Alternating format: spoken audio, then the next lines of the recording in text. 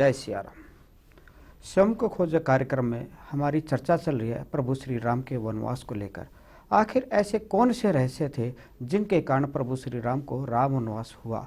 इन्हीं विषयों पर जानने के लिए आज भी हमारे साथ उपस्थित हैं श्री सौरभ जी। तो आइए उनका स्वागत करते हैं और जानते हैं उन रहस्यों को जो अभी तक हमने सुने नहीं हैं।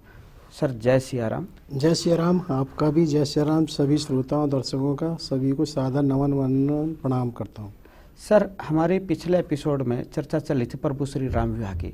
वहीं पर एक प्रसंग आया था मुद्गल ऋषि जी का, तो उनके बारे में और विस्तार से आपसे जानना चाहेंगे। इस विषय में थोड़ा प्रकाश डालें। जी, जैसा कि सबको विदित है, सीता स्वयंवर में धनुष की शर्त थी। तो धनुष टूटने के बाद राम की विवाह के बाद सीता की विदाई होती है। और परशुराम जी का भी आता है कि परशुराम जी कहीं कहीं तो ये आता है कि वो जनकपुर में ही आ गए, और कहीं कहीं ऐसा भी आता है कि बारात के विदा होने के बाद रास्ते में आते हैं। तो वो जहाँ भी आते हो, लेकिन ऐसा बिल्कुल है कि उन्होंने भी अलग अलग से चर्चाएं राम जी के धनुष के बाद भी की हैं। लक्ष्मण जी से भी ऐसा कहा था कि नहीं, तुम्हें भी अपनी शक्ति को संभाल के रखना है, भाई के लिए आगे काम आई। और उन्होंने कहीं कई से भी अलग से वार्ता की है और उनको भी इस तरह से किया है कि तुम्हें भविष्य में बहुत विशेष कार्य करना है जिसके लिए तुम्हें आवश्यकता होगी, और किसी को भी युग परिवर्तन के लिए पूरे परिवार के सहयोग की आवश्यकता होती है। परिवार के सहयोग से ही कोई विशेष और ख़ास होता है, ऐसा सभी की अपनी अपनी भूमिका होगी। तो उससे ये लग रहा है कि वहाँ उनको भी अवगत है कि भविष्य में क्या होना है। और जब वो विवाह हो जाने के बाद विदा होती है तो एक प्रसंग ये भी आता है कि जितने पराजित राजा थे वो सब सामूहिक होके उनके ऊपर आक्रमण कर देते हैं जब ये बारात लौट रही होती है। हालांकि कहीं कहीं ऐसा भी प्रसंग आता है कि वो दीपावली के उपलक्ष्य में जनक जी ने विशेष रूप से सबको आमंत्रित किया था, तब ऐसा हुआ। लेकिन ये निश्चित है कि जनकपुर और अयोध्या के बीच में ही आक्रमण हुआ है, और उसमें जितने पराजित राजा हैं, यहाँ ये विशेष ध्यान देने की बात इसलिए भी हो जाती है कि देखिए कि जो अवध का डर था वो काफ़ी कम हो गया है, क्योंकि जो राजा हैं अन्यथा वो पराजित हो चुके हैं। आक्रमण करना इस बात का प्रमाण है कि कहीं ना कहीं वहाँ वो शांति नहीं है जिसकी आवश्यकता है।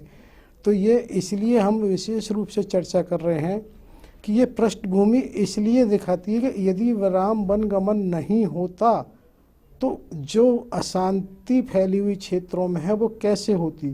क्योंकि हुआ क्या है कि जो विश्वामित्र के साथ जो जन क्षेत्र में वहाँ गए थे राम जी, तो वहाँ से भी जो असुर हैं पलायन करके वो भी दक्षिण भारत की तरफ पंचवटी और चित्रकूट की तरफ पलायन कर गए हैं।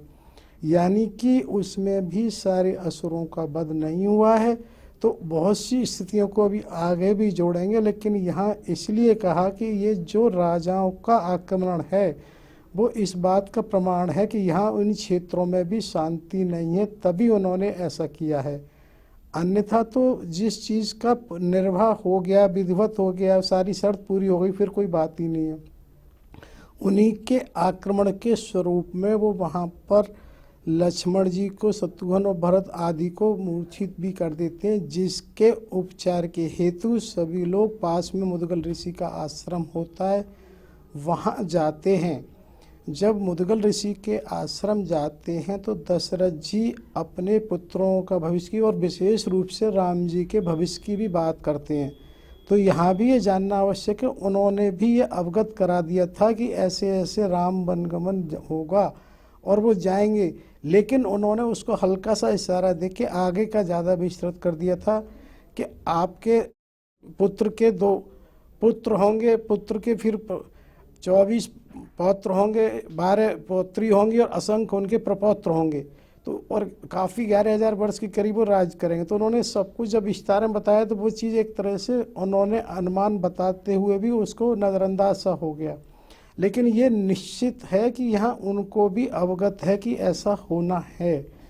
उसके बाद मुद्गल ऋषि के बाद सब लोग अवध पहुँचते हैं, जैसा स्वाभाविक है वहाँ सारी तैयारी विधिवत होती है, पूरी दुल्हन की तरह से अवध सजाया जाता है। और ऐसा कहा जाता है कि वहाँ बहुत अच्छे से आनंद उत्सव के साथ सबका समय बीत रहा होता है। और ऐसा भी आता है कि उनके जो शत्रुघ्न भरत हैं, भरत के जो मामा युधाजित हैं, वो वहाँ से उनके अपने भांजों को लेने के लिए आते हैं। कहीं कहीं तो ऐसा भी आता है कि वो विवाह के बाद ही रुके हैं तब ले जाते हैं, लेकिन कहीं ऐसा आता है, ये बात की बात है कि विवाह के भी काफ़ी समय बाद तक तो अवध में अच्छे से सब लोगों ने आनंदोत्सव की तरह से रहे हैं। कहीं भी कारण कुछ हो, ये निश्चित है कि वो भरत वहाँ गए हैं शत्रुघ्न के साथ अपने ननिहाल। ऐसा भी प्रसंग आता है कि भाई जब ये बात हो रही थी कि प्राय चारों ही भाई साथ में हमेशा हर जगह रहे हैं, चारों की शिक्षा, चारों का गुरुकुल और चारों को विवाह भी साथ हुआ है, तो ऐसा भी आता है कि चारों को ही जाना चाहिए। लेकिन अब राजकुमार बड़े हो गए, व्यवस्थाओं को भी देखते हैं, तो इस पर काफ़ी ये रहा कि भाई चारों नहीं जा सकते, तीनों ही उनके ननिहाल हैं और वहाँ मामा हैं, और ऐसी प्रथा शुरू हो जाएगी तो बहुत मुश्किल हो जाएगा, सभी जगह चारों चारों जाएंगे। तो इस पर विचार विमर्श होता है और तब ये बात आती है कि नहीं, इनको शत्रुघ्न और भरत को ही भेजा जाए। राम लक्ष्मण उनके साथ विश्वामित्र के साथ वहाँ हो आए हैं और उनको कार्यभार की भी आवश्यकता है व्यवस्था में सहयोग करने की वजह से, क्योंकि युधाजित खुद भी एक राजनीतिज्ञ हैं तो इसको ठीक से समझ पाते हैं। तो जब इस तरह से होता है तो यहाँ ये बात इसलिए कही जा रही है विशेष रूप से भरत शत्रुघ्न की, जैसे वहाँ जब वनगमन की बात आती है तो ये अक्सर करके आरोप आता है कि उनको भेज दिया गया, मतलब किसी राजनीतिक उसी या उसको पारिवारिक पृष्ठभूमि का कोई कारण नहीं है वहाँ पर। वो वहाँ बिल्कुल विचार विमर्श हुआ है भाई किसको जाना चाहिए, कैसे जाना चाहिए, तभी भरत और शत्रुघ्न को, क्योंकि ये प्राय रहता था दोनों भाई उधर साथ में होते थे दोनों, ये तो ये माना गया वो दोनों जा चुके हैं और भरत और शत्रुघ्न को युधाजित जी के साथ ननिहाल वहाँ भेजा जाता है। तो जब वो ननिहाल चले जाते हैं, इधर राम और लक्ष्मण अन्य व्यवस्थाओं को जैसे देख रहे होते हैं तो वहाँ देखते हैं। इधर जैसा पहले बात हुई थी कि दशरथ जी की आयु बढ़ने से थोड़ा सा वहाँ पहले भी चर्चा हुई थी, कुछ परिवर्तन व्यवस्था के करने से जो पहले बात आई थी कि जो उनके दो मंत्री थे जो संतुष्टिपूर्ण कार्य नहीं कर रहे थे, उनको आरोप लगा के हटाया गया था। अमोघ और प्रकल्प उनके उसके सुरक्षा मंत्री भी थे और एक न्याय मंत्री, उनकी जगह स्वर्ण को स्थापित किया गया था, स्वर्ण नाम के व्यक्ति को मंत्री बनाया गया था। तो यहाँ ये बताने के कि साथ साथ अंदरूनी व्यवस्थाएं भी प्रभावित होनी शुरू हो गई हैं। जब वो परिवर्तन किया गया है तो किसी भी परिवर्तन में कार्यभार भी बढ़ जाता है, क्योंकि प्राय आप देखें कि कोई भी कार्य अगर जितना आप अधिक कराना चाहते हैं स्वयं भी करना पड़ता है। आज भी आप ये देखते हैं अगर कोई भी कागज़ कहीं भी तैयार हो रहा होता है तो सारा कागज़ जो तैयार करता है वो हस्ताक्षर नहीं करता, जो हस्ताक्षर करता है वो तैयार नहीं कर सकता, लेकिन जिम्मेवारी हमेशा उसी की होती है जिसने हस्ताक्षर किए होते हैं। तो उसी व्यवस्था में कि महाराज को ऐसा लगने लगता है कि भाई दिन प्रतिदिन व्यवस्थाएं बढ़ रही हैं और एक बार जो व्यक्ति जिस तरफ चलना शुरू हो जाता है तो मनोदशा उसी तरह से हो जाती है।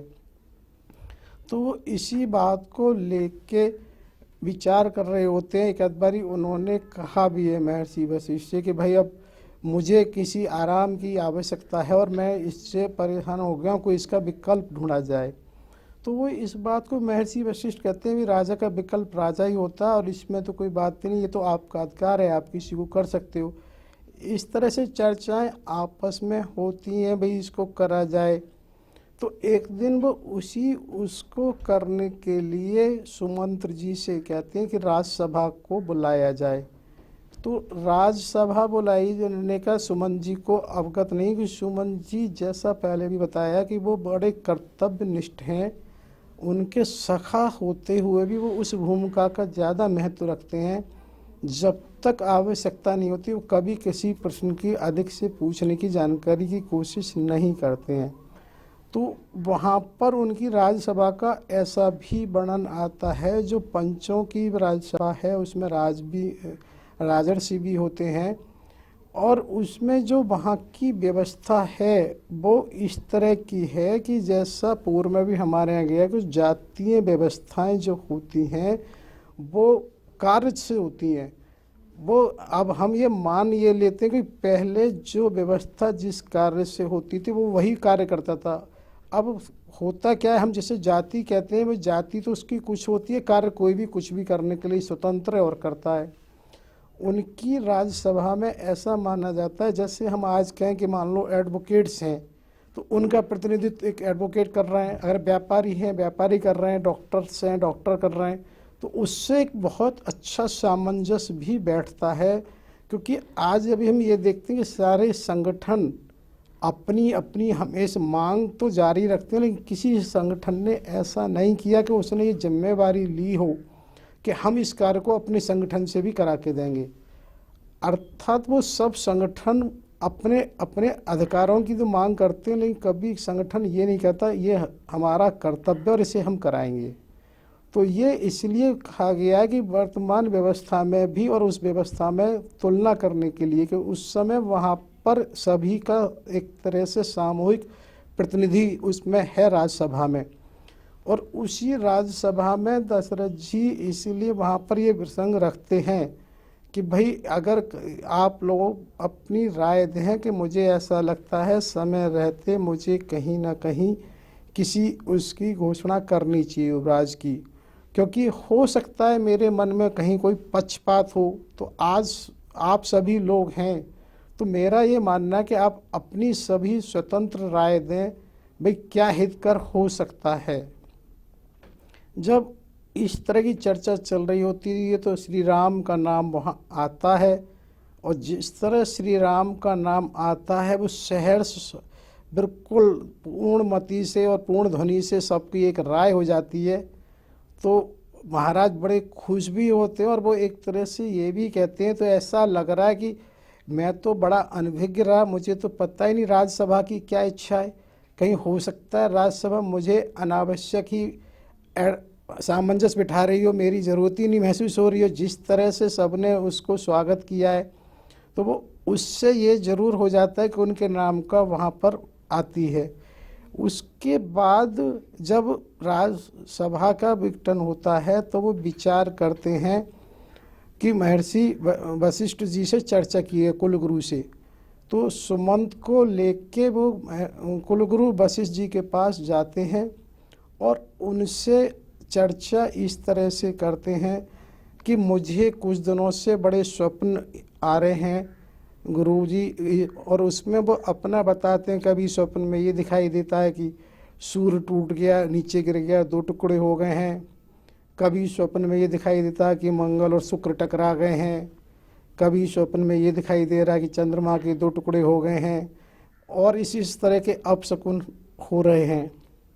जब सुमन जी सुनते हैं तो वो कहते हैं हाँ, एकदम वो चौंकते कि ऐसा तो उन्होंने भी ध्यान क्यों नहीं किया इस ओर, क्योंकि उन्होंने ये महसूस किया अपशकुन उन्होंने भी देखे। जैसे वहाँ पर ये माना जाता है कि जो श्वान है जिसे आज हम ये कहते हैं कुत्ता, कि वो भी सुबह सूर्योदय के समय मुंह उठा के रो रहे होते हैं, इससे भी ये अपशकुन माना जाता है। और वो ये भी देखते हैं कि वहाँ पर जो गीद मादा जिसे कहना चाहिए श्रेगल कहते हैं, उसकी भी चीत्कार आ रही होती है। और तो जो रथों के अश्व हैं उनके आंखों से भी आंसू बह रहे होते हैं। तो ये सब अपशकुन वो कहते हैं क्यों नहीं ध्यान गया हमारा, क्योंकि हम एक तरह से आनंदोत्सव में उसमें खोए हुए थे, अपशकुन बराबर हो रहे थे।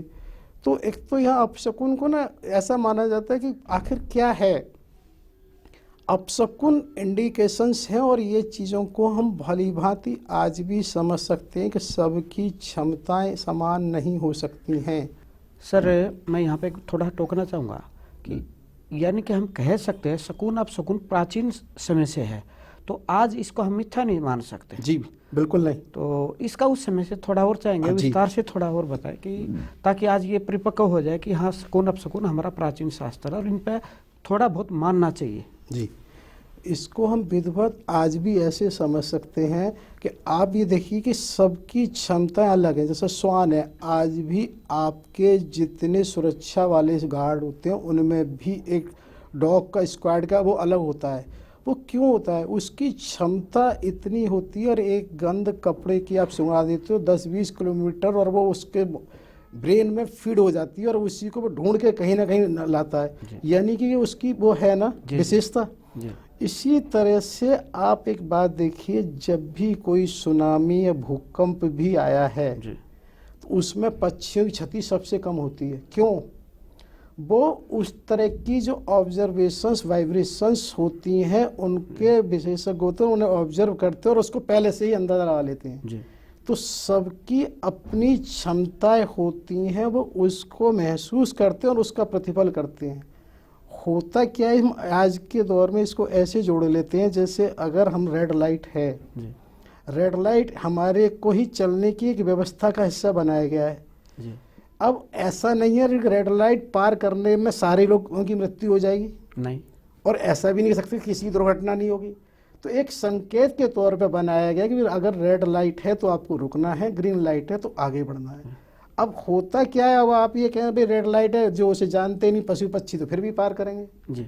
तो उसी तरह से ये सब संकेत उस समय के होते हैं कि वर्तमान की जो आवश्यकता है, अगर ऐसा हो रहा है तो हमें सावधान रहना चाहिए।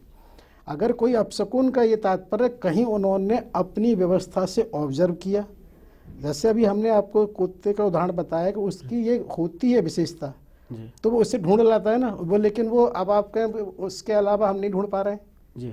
तो ऐसे ही हर पक्षी की भी विशेषता होती है। सुनामी में भी आप देखें, पक्षी नहीं है, इवन ये कहा जाता है कि पशुओं को भी क्षमता होती है, लेकिन होता क्या, वो बंधे होते हैं तो वो अपनी क्षमता को वो नहीं कर पाते। सर मैं इसमें एक चीज़ और है, जैसे मैं आज सुबह इस पर वैसे ही मंथन कर रहा था, यानी कोई सामने हम गए, कब सुकून हुआ, वो 4 व्यक्तियों ने देखा, क्या वो चारों पे सेम लागू होता है आपके अनुसार? मतलब नहीं होता क्या, पहली बार तो चारों देखेंगे नहीं जी, क्योंकि जो जिसको जानता है वो उसका प्रभाव दिखता है। जैसे अभी आपको एक रेड लाइट है जी, अगर वहां से एक व्यक्ति तो वो जा रहा है जो उसको जानता ही नहीं है। रेड लाइट का मतलब क्या है, जैसे मान लो गाय भैंस कुछ जा रही हो तो चलता जाएगा, इसी तरह से वो जो व्यक्ति है उसकी निगाह ही नहीं पड़ेगी कि वो उस रेड लाइट को, उस संकेत को देखे।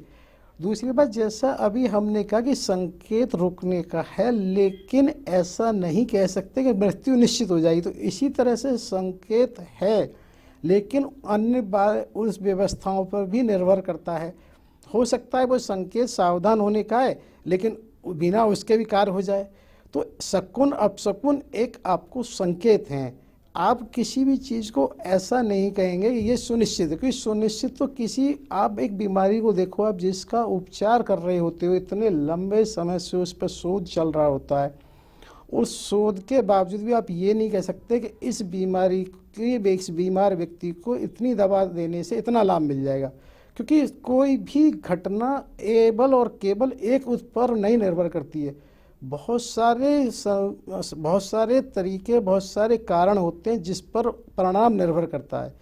एक सिर्फ इस बात का इंडिकेशन, प्रतीक होता है कि ये संभावना हो सकती है। मतलब मेरा ये जानना था, जैसे हमारे आज क्या आधुनिक आपने बताया रेड लाइट, वो तो अच्छे को जानता होना, नियम तो सभी पर लागू होता है, सबके लिए सारा है। तो ऐसी जो प्रकृति के संकेत हैं, वो जो नहीं जानता उस पर भी लागू होता है, या जो जानता सिर्फ उसी के मन में बैठ जाता है, सिर्फ उसी को पर लागू होता है? ज़्यादा लागू सब पर होता है, लेकिन मैंने बताया कि होता क्या कि जिसकी दुर्घटना हो जाती है, तो एक तो जिसको जानता तो वो समझ जाता है मैंने रेड लाइट पार की थी तो शायद इसलिए ऐसा हो गया, लेकिन जिसको ये पता ही नहीं है कि मैंने क्या किया है, तो वो उसे समझता ही नहीं कि भाई हो गया होगा अन्य कारण से। तो उसी तरीके से होता तो सब पर लागू है, लेकिन ऐसा नहीं कहा जा सकता कि ऐसा ही होगा। अभी हम जो शकुन अपशकुन की बात कर रहे हैं, उसी में ये देखो कि जो ये बात हुई है वो महर्षि वशिष्ठ जी के आश्रम पर जाकर हुई है। तो महर्षि वशिष्ठ जी ने भी उनसे यही कहा है कि जो हमारा स्वप्न शास्त्र है उसके अनुसार इनका जो फल नज़र आता है वो तो काफ़ी हुआ, और उस फल से हम ये नहीं कह सकते कि ऐसा नहीं होगा। लेकिन ऐसा भी सब मानते हैं कि ऐसा नहीं है कि हम केवल डर के बैठ जाएं, अब कुछ नहीं करना है। तो जैसा सबके साथ होता है कि सावधानी की आवश्यकता है, तो उस सावधानी पे विचार किया जाए। तो यहाँ ये इसलिए बताना आवश्यक है कि महाराज ने ऐसा सोचा क्यों, क्योंकि महाराज भी एक अच्छे ज्ञानी हैं, वो भी इन सब कुछ समझते हैं कि अगर ये संकेत मिल रहे हैं भविष्य में कुछ हो सकता है, तो वो इस पर विचार करते हैं, भाई अगर कल को ये संकेत है तो मुझे रेस आती तो कुछ घटना घटेगी, कोई बात नहीं, देखा जाएगा जैसा होगा। लेकिन एक युवराज को वो पद देकर मैं स्वतंत्र हो जाऊंगा, कोई एक व्यक्ति है जो जिम्मेवार को है। तो ये बताना यहाँ इसलिए आवश्यक है कि हर घटना कहीं ना कहीं उससे जुड़ी हुई है। पारिवारिकरण है, पारिवारिक नहीं, क्योंकि ऐसा होता है कि राजा का अर्थ ही राज है। तो जो भी व्यक्ति राज से जुड़े होते हैं सबको कहीं ना कहीं इसकी मर्यादा रखनी होती है। इतने वो जैसे कहना आज के मुंहफट कि उन्हें ये नहीं होती भाई किसी से भी कोई भी बात करो, उनके हर शब्द में राज छिपा होता है। आज भी हम ये देखते हैं ना कि जैसे अगर कहीं हमारे यहाँ भी शपथ समारोह होता है तो शपथ है क्या कि हम जो हमारे पास पद है उसकी गोपनीयता बना के रखेंगे। तो गोपनीयता जो शब्द है वो इसी बात का है कि हम जिससे भी गुजर रहे हैं हम समझते हुए भी चीज़ों को ऐसे नहीं है एक आम जन की तरह से उनको विस्तृत से वार्ता करना शुरू कर दें, समझते हुए भी हमें उस स्थितियों से करना है। और गोपनीयता तो मुझे ऐसा लगता है जो भी राजनीति से जुड़ा है उसके लिए अनिवार्य अंग हो जाता है, क्योंकि हर शब्द का मतलब होता है और हर वाक्य का मतलब होता है और हर घटना का अर्थ होता है। तो प्रत्येक व्यवस्था में गोपनीयता आवश्यक होती है और किसी भी राजा से ये नहीं कह सकता कि वो बच्चों की तरह से एकदम वो हो जाए, व्याकुल हो जाए। तो ठीक है, वो अपनी जगह है और उन्हें व्यवस्था अपनी जगह है, तो वो उसी व्यवस्था को लेके ही उसको क्या कार्य करना चाहिए, क्या सावधानी, तो वो युवराज पद के लिए आगे बढ़ते हैं, राज्यसभा में चर्चा होती है। उसी के लिए जब मसीह जी से बात करते हैं तो ऐसा भी वहाँ पर प्रसंग आता है कि महर्षि वशिष्ठ ने ये भी कहा है कि आप ये राजनीतिक के साथ साथ पारिवारिक विषय भी है और इस पर मैं ये चाहता हूँ कि आप अपने परिवार में भी इसकी चर्चा करें, क्योंकि पारिवारिक चीज़ें हैं तो उन्हें लगता है ठीक है गुरु आप कह रहे हैं तो इसको कर लेंगे, लेकिन ऐसी कोई बात नहीं है। और यहाँ साथ साथ ये बता दिया जाता है कि उस समय ये बात भी मुहूर्त की आती है, तो इसे अभी कर ही लेते हैं कि मुहूर्त में जब भी, क्योंकि महर्षि वशिष्ठ हैं वो सब समझ रहे हैं क्या हो सकता है, क्या हो रहा है और क्या होना है, तो वो ऐसा गोलमोल सा देते हैं कि भाई उनके उसके मुहूर्त की क्या बात है, मुहूर्त तो पहले से भी नाम से निर्धारित होता है। अभी तो आप परिवार में चर्चा करिए कि क्या है। और रही राम की बात, अगर राम बैठेंगे तो उनका क्या, जब हो जाए जब ही मुहूर्त है, वो जब ही शुभ है। इस तरह से वो कहते हैं कि ना तो उन्होंने ये किया कि ये नहीं और ये है, शीघ्र शीघ्र जितना हो जाएगा उसको करा जाता है। तो यहाँ पर ये बात भी है कि वो ऐसा भी आता है कि अपने महल में भी चर्चा करते हैं। महल में अभी ये बताएंगे कि वहाँ पर राम और लक्ष्मण नहीं है, क्योंकि वो विश्वामित्र जी के आश्रम पे गए, जो पिछली बार हमने कहा था, वो मंत्रणा करने, और उन्होंने एक तरह से कोई यज्ञ रखा है महर्षि विश्वामित्र ने, क्योंकि ये पहले से ही वहाँ जुड़े हुए हैं तो वहाँ वो जाते हैं।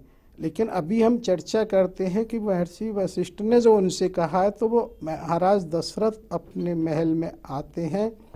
और महल में जब वो बड़ी महारानी कौशल्या के महल में ही होते हैं, और वहाँ पर ऐसा भी आता है कि चारों बहुएं भी हैं, तीनों रानियां भी हैं। वहीं पर इस तरह से चर्चा होती है और वो आके रखते हैं, भाई मैं ये चाह रहा हूँ मैं युवराज को कि आप सभी अपनी अपनी राय दें। थोड़ा देर वो शांत से होते हैं, फिर कौशल्या की तरफ इशारा करते हैं, तो कौशल्या जी उसमें कहती है, महाराज इसमें बात ऐसी है ही नहीं, चारों पुत्र समान हैं, कहीं किसी में भेदभाव नहीं है, कहीं किसी में मतभेद नहीं है, और किसी को किसी से ऐसी वो नहीं है किसी को सहयोग ना हो, तो इसमें तो कोई ऐसी बात है ही नहीं। और सुमित्रा जी ये कहती हैं, इसमें मेरे को तो बिल्कुल इन सब चीज़ों से कोई है ही नहीं है। अब सबका ध्यान महारानी कैकेयी की ओर ही जाता है।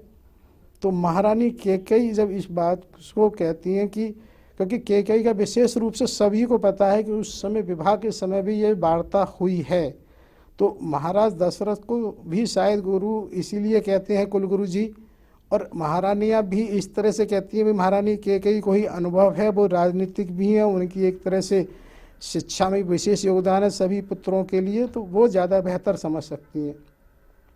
तो वहाँ पर हुआ ये कि किसी का भी नाम स्पष्ट नहीं आ रहा, लेकिन महारानी केकई भी इसी बात को कहती हैं कि भाई जो हमारे रघुकुल की रीत चली आई है, जैसा भी होता है वही होना चाहिए, और ये व्यक्तिगत निर्णय से ऊपर राज्य का निर्णय होता है, और राज्यसभा सर्वोपरि है। राज्यसभा जो भी निर्णय ले वो ही होना चाहिए। इसमें व्यक्तिगत को हमें इतनी प्रधानता नहीं देनी चाहिए जिससे कि हम ये माने कि अब यहाँ ये बात आ रही है कि कोई भी व्यक्ति से ऊपर राष्ट्र होता है। व्यक्ति कोई भी हो, कई बार हम ये नहीं कहेंगे मैं सर यही आपसे सुन रहा हूँ कि रामायण को अभी तक हम एक परिवार की बात सुनाते हैं, लेकिन नहीं, जैसी बात से सुन रहा हूँ ये तो परिवार कहीं इसमें है ही नहीं। ये तो टोटल राजनीतिक पहले प्रधानता दी गई है, राज्य पहले हम बाद में। यही बात तो आज के दौर में समझना आवश्यक हो गया है कि हम व्यक्तिगत स्वार्थ को पहले देखते हैं। वहाँ पर हर स्टेप पर, हर इस कदम पर पहले महत्व राष्ट्र का और राज्य का दिया है। या पहले भी जब भी उनके विवाह की बात आती है तब भी महारानी केकई ने यही कहा था, और वर्तमान में भी उन्होंने यही कहा है कि नहीं, राष्ट्र के सर्वोपर है, जिसमें क्योंकि राज्यसभा में इस तरह से प्रतिनिधित्व होता है, जबकि सारा सभा जो निर्णय लेगी वही महत्वपूर्ण है। और उसी महत्वपूर्ण निर्णय की वजह से वहाँ स्पष्ट ये नहीं रहा, और ये बात बहुओं की भी आती भी उनकी क्या रहा है, तो उन्होंने यही कहा कि नहीं, जो महारानियों को अनुभव है वही हमारी कोई अलग से। मैं आपसे सर एक चीज़ और चाहूँगा स्पष्ट करना कि यहाँ पे जब राजा दशरथ ने माताओं से बात की है राजा बनाने की, युवराजों को, तो यहाँ कई माता का समर्थन आया है जी। तो यहाँ खुल के राम जी का नाम सामने नहीं था, बस हाँ, अभी सामने नहीं है। तो फिर आगे ये एकदम से बदलाव कैसे आया, इस प्रक्रिया पर आपसे इसी पर आ रहे हैं हम, इसी पर चलते हैं कि कैसे आता है। क्योंकि अभी हम जो बात कर रहे थे कि राम लक्ष्मण वहाँ नहीं है, तो महर्षि विश्वामित्र के आश्रम पर वो गए हुए हैं। जैसा कि हमारा पहले भी ये रहा था कि महर्षि विश्वामित्र के जब जनकपुर में विवाह की चर्चा हुई थी, अगस्त ऋषि वगैरह वहाँ आए हुए थे, और ये हमने पहले अनेक बार कहा है कि उत्सव कोई भी हो, जिसका जैसा स्वभाव होता है वो उसी तरह का एक अपना छोटा दल बना लेता है। पहले भी तो होता है क्या कि ऋषि अपने दल बना लेते हैं, व्यापारी अपना दल बना लेते हैं। तो उसी ऋषियों में इस तरह की चर्चा वहाँ आती है कि भाई महर्षि विश्वामित्र जी, आपने तो अपना जन क्षेत्र बड़ा सुरक्षित और वो कर लिया है, हमारी समस्याओं को भी तो समझो कि हम कितनी समस्याओं से गुजर रहे हैं, कि हमारी तरफ और असुर भी बढ़ गए हैं, हमें हवन करना मुश्किल हो रहा है, कि हमारे यहाँ असुर कई बार इस तरह से कुछ गतिविधि कर देते हैं कि कोई मांस का लोथड़ा फेंक दिया, कोई नरमुंड फेंक दिया, कभी कुछ कर दिया, कि हमें वहाँ पर रहना भी मुश्किल हो रहा है और अपने ध्यान यज्ञ वगैरह करने मुश्किल हो रहे हैं। तो जब वहाँ चर्चा आती है तो उसी विश्वामित्र जी राम और लक्ष्मण से भी इसी तरह की चर्चा वहाँ करते हैं कि राम से कि, और राम जी जैसा उन्हें पहले अनुभव है तो वो जन क्षेत्र में मिल चुके हैं। अभी वहाँ वो जाते अभी भी दोबारा संपर्क इसलिए भी करते हैं कि पहले उन्होंने जब व्यवस्था परिवर्तन की थी तो वहाँ का एक अधिकारी भ्रष्टता में पाया गया, तो सुबह तो उन्होंने उसको बदला था। तो वो ये देखना चाह रहे थे कि वर्तमान में जो है अब व्यवस्था में कितना सुधार हुआ है। तो जन जन में जब उन्होंने मिले हैं तो उन्हें काफ़ी संतुष्टि हुई है। इसी चीज़ को आगे बढ़ाने के लिए विश्वामित्र जी उनसे क्या चर्चा करते हैं, इसको फिर अभी हम जारी रखते हैं। सर हमारी चर्चा बड़ी गंभीर भी हो चुकी है, रोचक भी, रुकने का मन तो नहीं करा, लेकिन समय की थोड़ी मजबूरी है। इस चर्चा को सर अगले कार्यक्रम में फिर से आपसे जानेंगे, तब तक के लिए जय सिया राम। जय सिया राम। सभी दर्शकों को भी, सभी समयदानियों को सादा नमन वंदन प्रणाम करता हूँ। जय सिया राम। आप हमारे संत वाणी चैनल को सब्सक्राइब करें, वीडियो को लाइक करें, शेयर करें, और हाँ, बेल आइकन पर क्लिक करना बिल्कुल ना भूलें, ताकि हमारी किसी भी वीडियो की सूचना सबसे पहले आपको मिले।